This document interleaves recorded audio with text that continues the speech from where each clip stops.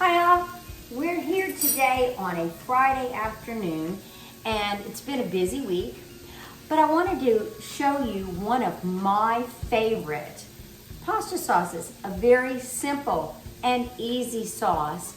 And I've been getting everything together because I had to do some other things. I'm making a tres leche, and that's Joanna Gaines tres leche. Had to change that up a little bit because last time I made it, it wasn't moist enough. So we're gonna add more liquid to the topping, but that's another video. But let me tell you what we're doing. This pasta sauce is something that we had many, many years ago when we went to the Hollywood Bowl with some good friends. And it was amazing, absolutely loved it. And we had it at room temperature. So if you're gonna do it at room temperature, you're going to cut back on the half and half and use more olive oil in this sauce. Let me tell you what we have here. I have about a pound, a little bit over a pound of hot Italian sausage. I am not using any oil in this because, of course, the sausage already has some fat. The nice thing about this sausage is it's ground, a lot of the fat is off. I'm going to slightly brown this. I want to get it nice and cooked and break it up because I am going to serve this sauce tonight over some beautiful ravioli. Now I'm cheating. I bought some store-bought ravioli because I knew I was going to be busy this week. So we have some store-bought ravioli. And the aroma from this sausage is just phenomenal. And you can get pork products at a relatively reasonable price. I know we're all saving money right now because everything has just gone up astronomically. So I shop the sales at H-E-B and Trader Joe's and Aldi, and this of course is from my favorite, H-E-B. So we're getting this brown pretty much. Let me tell you what I've got here. I've got some Goya capers, and these are the large capers, and that is going to give it an extra pop. And I also have some Kalamata olives. Now, remember what we talked about before. Of course, you can buy the olives in a can, but they certainly don't have the pop that Kalamata olives do. I have garlic here. I have 3 large cloves of garlic, and it's going to be chopped up coarsely. And I know people get all upset about, oh, I got a large piece of garlic. To be honest with you, you get a less intense garlic flavor when it's large like this. So when you hit more surface area, of course the flavor is more dissipated through your food. I have fresh parsley. I have half and half and a few tablespoons of heavy whipping cream. And as I said, you can lighten this up. You can use milk, whole milk. I would not cut that much fat out, but you can use milk and add a few tablespoons of whipping cream to it. But anyway, this is what this is going to look like. And since this is hot Italian sausage, I am not going to put much pepper in it. I'm going to use a few red pepper flakes, which I'm going to put in a couple minutes. So my meat is already done. I'm going to go ahead and add my garlic. Remember what we talked about with garlic. You never want to add it too soon because it will get bitter on you. Alton Brown has a really good video on garlic, and it would, if you're a garlic aficionado like we are, it would be well worth your time to watch this. We're going to break this meat up a little bit more. And you're going to love how easy this is. There we go. There we go. Beautiful.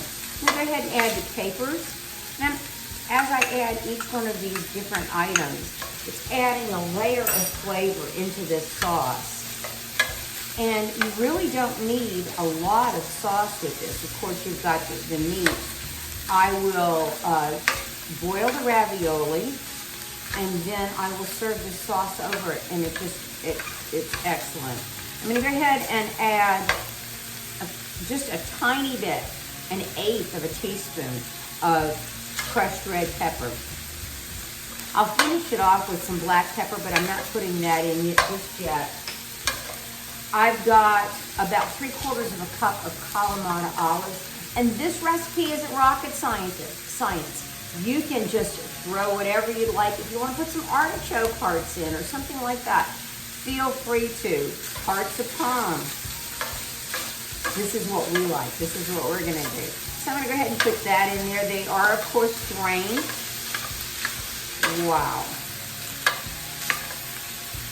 That's nice. Now I'm going to go ahead and stop this right here because I have to prepare the tomatoes. Okay, we're back. I had to run to the back refrigerator and grab the tomatoes. I had these little cherry tomatoes, and they're the Texas sweets. And so what I did was I sliced them in half. So we've had this, we put the olives in there and the capers and the garlic. We're gonna go ahead and throw about 2 cups of these cherry tomatoes in here. Sometimes I use sun-dried, but tonight we're gonna go with a fresher pasta. So we're gonna pop these right in here. Let's do this. So it smells so good. You can smell that licorice flavor off of the Italian sausage. It just has this wonderful aroma. I'm gonna stir this up. I'm not gonna wanna overcook the tomatoes because I want texture in this. I love the way this sits over the ravioli. And I have a 3-cheese ravioli that's really good that we got at the H-E-B. And so it's okay to use store-bought stuff. It really helps in getting a dinner together really quickly. We couldn't decide on what we're going to have tonight because we're going to cook mole with the bovis tomorrow. So we're excited about that.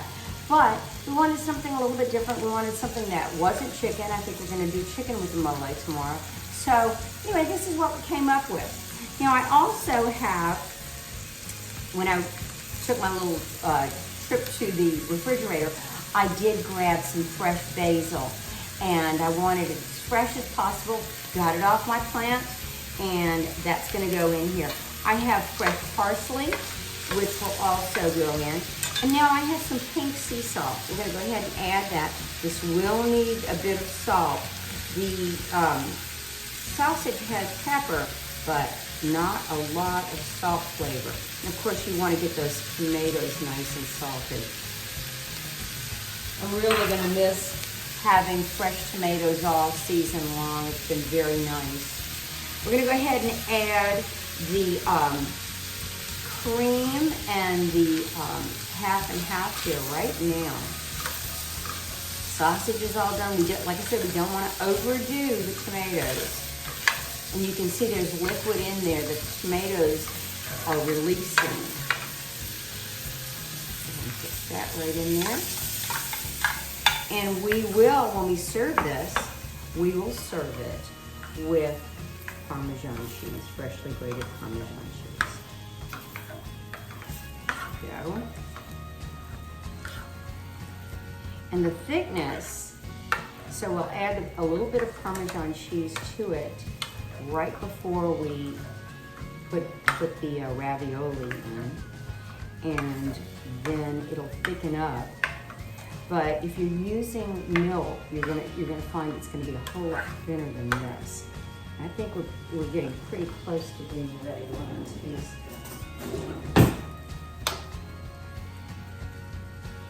It's got enough salt. It's got enough pepper. Now we're gonna go ahead and put the basil in. Mix that in. Like I said, the first time we ever had this, we'd gone to, and we're putting in the parsley now, we'd gone to the Hollywood Bowl to listen to a concert with these great friends out in California. And it was, first of all, it was a magical evening. And then she was so meticulous about her presentation, and we just went crazy with all of it. All right, let's give this a try. Right on. The capers really make that pop. The Kalamata olives really enhance the flavor. The sausage is nice. You can taste that basil.